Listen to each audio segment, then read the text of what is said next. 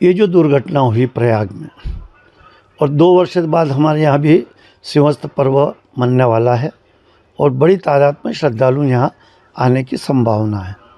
हमको इस घटना से शिक्षा लेते हुए कुछ सुधार करने के लिए और कुछ सुझाव हमने मुख्यमंत्री जी को भेजे हैं। हमारा सबसे बड़ा सुझाव तो ये है कि साधु संत जो हैं वो त्याग के मूर्ति होते हैं। सारा संसार त्याग के वो साधु बनते हैं। तो फिर शाही सवारियाँ निकाल कर और उसमें वैभव दिखाकर और हज़ारों की तादाद में भीड़ को साथ लेकर स्नान को जाना और आम दर्शनार्थी को, आम भक्तों को इतने समय तक, जब तक उनका स्नान पूरा ना हो तब तक उनको रोके रखना, यही कारण घटना के लिए आमंत्रित करते हैं। तो हमने सुझाव के लिए 4 सुझाव भेजे हैं। पहला सुझाव तो ये दिया है कि जब हमारी क्षिप्रा राम घाट से लेकर तो त्रिवेणी तक पवित्र है, तो 13 अखाड़े हैं हमारे। इन 13 ही अखाड़ों को एक एक घाट के ऊपर स्नान की व्यवस्था बना दी जाए। राम घाट जो है इस पर शंकराचार्य को आमंत्रित किया जाए। केवल चारों शंकराचार्य यहाँ राम घाट पे नहाए, बाकी एक एक अखाड़ा एक एक घाट पर नहाए। दूसरी बात हमने ये भी दी है कि रामादल और शिवदल, रामादल मंगलनाथ की ओर रहते हैं, तो रामादल का जो स्नान है वो उधर ही मंगलनाथ पे ही रखा जाए, जिससे कि शहर में किसी प्रकार का क्राउड नहीं हो और भीड़ रुके नहीं। एक सुझाव ये भी। दूसरा हमने ये कहा कि जब ये शाही सवारियाँ निकाल के निकलते हैं तो वैभव की उसमें प्रदर्शन होता है, त्याग का प्रदर्शन होना चाहिए संतों को। तो एक उस पर भी प्रतिबंध लगाया जाए। जब शाही सवारियाँ जो रथों पे निकाली जाती है उसको बंद कर दिया जाना चाहिए, रथों को बंद कर दिया जाना चाहिए। और पैदल सारे साधु समाज और संत समाज पैदल चले और पैदल जाकर स्नान करें।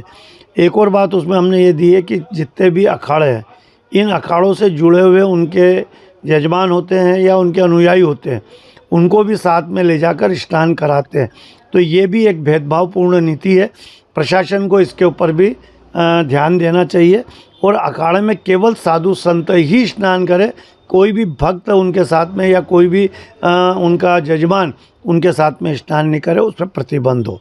तो ये सब बातें जब होगी तो निश्चित तौर पर जो क्राउड है वो कम होगा और स्नान के पर्व के समय में भी सतत, यानी कि अभी क्या होता हम देखते हैं उज्जैन में भी कि जब शाही स्नान होते हैं तो इन शाही स्नानों पर 11 बजे तक 12 बजे तक सारी आम भक्तों को स्नान से रोक दिया जाता है। तो निश्चित तौर पर राम घाट पर भक्त आने की इच्छा रखेगा, क्योंकि प्रचार ही होता है राम घाट का। और वहाँ भी प्रयाग में भी यही प्रचार था संगम का, तो लोग वहाँ जाने की इच्छा से ही ये घटना आमंत्रित हुई। इसलिए अब इसमें यह परिवर्तन करने की आवश्यकता है कि क्षिप्रा नदी के जितने भी घाट हैं उन पे एक एक घाट पे एक एक अखाड़ा का स्नान का गवर्नमेंट व्यवस्था करे और वहाँ स्नान कराएंगे तो श्रद्धालु भी स्नान सहज भाव में करके वहाँ के वहीं से अपने स्थान को चले जाएंगे, जिससे क्राउड नहीं होगा। हमने एक बात और इसमें कही है कि सरकार ने वहाँ 25-25 लाख जो दुर्घटना हुई है और जो मृत हुए हैं उनको देने की जो घोषणा की है। अखाड़ा परिषद भी सरकार से काफ़ी पैसा लेते हैं, तो साधु संतों को भी 10-10 लाख रुपया उन लोगों को देना चाहिए। सारे अखाड़े मिलकर जितने भी मृत हैं और जितने भी घायल हैं उनको ये राशि वो भी उपलब्ध कराएं, क्योंकि उन्हीं को देखने के लिए तो श्रद्धालु आ रहे हैं, उन्हीं को तो उनका मान सम्मान बढ़ाने के लिए श्रद्धालु आ रहे हैं। और यदि उनकी कोई घटना हुई है इसके कारण तो उन्हें भी उनकी सहायता करनी चाहिए। वीआईपी होगी भी अपने वीआईपी तो टोटल बंद होना चाहिए। इसी के कारण जगह सारे विवाद पैदा होते हैं। उनकी गाड़ियाँ ठेठ मेला क्षेत्र में जाती है, वो बंद होना। जिस तरीके से यदि 10 किलोमीटर 20 किलोमीटर 10 किलोमीटर आम श्रद्धालु को चलाया जाता है तो 5 किलोमीटर तक वीआईपी को भी चलना चाहिए और चलाने की व्यवस्था करनी चाहिए। और उनकी सारी गाड़ियाँ जो मेला क्षेत्र होता है, जहाँ से क्राउड, जहाँ से भीड़, जहाँ से श्रद्धालुओं का बहुत ज़्यादा दबाव होता है, वहाँ बिल्कुल भी सरकारी गाड़ी पे नहीं, इन पे सब पे प्रतिबंध होना चाहिए।